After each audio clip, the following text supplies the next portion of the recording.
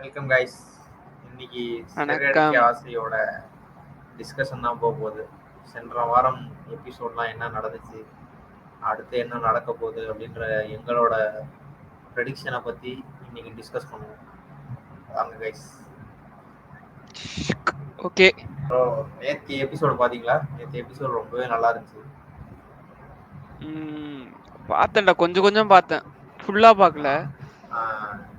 நேற்று எபிசோடு என்ன நடந்துச்சுன்னா, ரோகிணி அநேகமாக மாட்டிப்பான்னு நினைக்கிறேன் இந்த தடவை. ஏன்னா அந்த பிஏவும் சிட்டியும் அவளுக்கு ப்ரெஷர் போட்டு பணத்தை கேட்டு ப்ரெஷர் போட்டதுனால விஜயா வந்து அந்த 2 லட்ச ரூபா வக்கீல்கிட்டேருந்து வாங்கி வச்சு பார்வதி வீட்டில் வச்சிருக்காங்கல்ல, அதை வந்து ரோகிணி திருடுற மாதிரி முடிச்சிருந்தான். அதுதான் பார்ப்போம், எப்படி ரோகிணி மாட்டிப்பாங்கன்னு நினைக்கிறேன். ஏன்னா வந்து அந்த பணம் இருக்கிற இடம் வந்து 3 பேருக்கு தான் தெரியும். ஒன்று வந்து ரோகிணி, இன்னொன்று பார்வதி, இன்னொன்று விஜயா. 3 பேருக்கு தான் தெரியும். இவங்க 3 பேர்ல யாரோ ஒருத்தவங்க எடுத்த மாதிரி தான் இருக்கும். ஆனா வந்து கடைசியா முடிக்கும் போது விஜயா வந்து மீனா மேல பழி போடுற மாதிரி முடிச்சிருந்தாங்க. அந்த பாயிண்ட் தான் இப்ப சொல்லலான் இருந்தேன். அவதான் எடுத்திருப்பா அப்படிங்கிற மாதிரி ஒரு கம்ப்ளைண்ட் பண்றா. இந்த இதுலயும் மீனா வந்து எப்படி தப்பிச்சு வராங்கன்னு தெரியல. அது தெரியல. அது ஒரு பெரிய இஷ்யூவா தான் போகும். இன்னைக்கு ஒரு ப்ரோமோ விட்டுருந்தானுங்க, அந்த வீக்கெண்ட் ப்ரோமோ.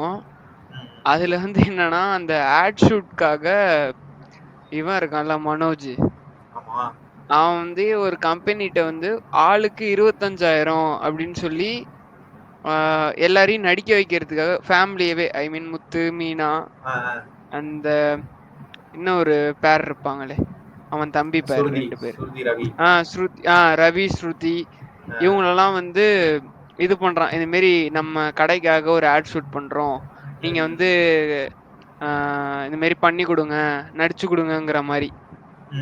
உடனே முத்து என்ன கேக்குறான், நீங்க வந்து அதுக்கு என்ன, நாங்க என்ன ஓசிலியா பண்றது அப்படிங்கிற மாதிரி கேட்டோடனே, அவனே என்னடா நம்ம இதுக்கு நம்ம கடைடா, நம்மளதான டெவலப் பண்ண அப்படின்னு சொல்லிட்டு அவன் வந்து சொன்னோடனே எல்லாம் போய் நடிக்கிறாங்க. அந்த ஷோ டைரக்டர் என்ன சொல்றான், டேக் மேல டேக் சொல்லிட்டே இருக்கான், நீங்க பண்றது தப்பா இருக்கு, அந்த மாதிரி சொல்லிட்டே இருக்கான் சஜஷன். ஓகேவா? உடனே அந்த இந்த மாதிரி சஜஷன் வந்து கொடுத்துட்டே இருக்கான், நீங்க வந்து இப்படி பண்ணுங்க, அப்படி பண்ணுங்க அப்படின்னு சொல்லிட்டு எல்லாருக்குமே ஒரு மாதிரி கொடுத்துட்டே இருந்தோடனே, அவனே என்ன சொல்றான், நீங்க என்ன ஓசிலியா நடிக்கிறீங்க, ஆளுக்கு 25,000 பேசி தானே நம்ம கூப்பிட்டு வந்தோம் அப்படின்னு அவன் போட்டு ஓபன் பண்ணிடுறான் அந்த இடத்துல. எல்லாரும் அப்படியே ஷாக்கிங்ல இருக்காங்க. வீட்டுல வந்து ரைடு உழுவுது மனோஜுக்கு. அதோட முடியுது ப்ரோமோ. இதுதான் இன்னைக்கு பண்ணி இன்ட்ரஸ்ட் ஆக்குறானுங்க.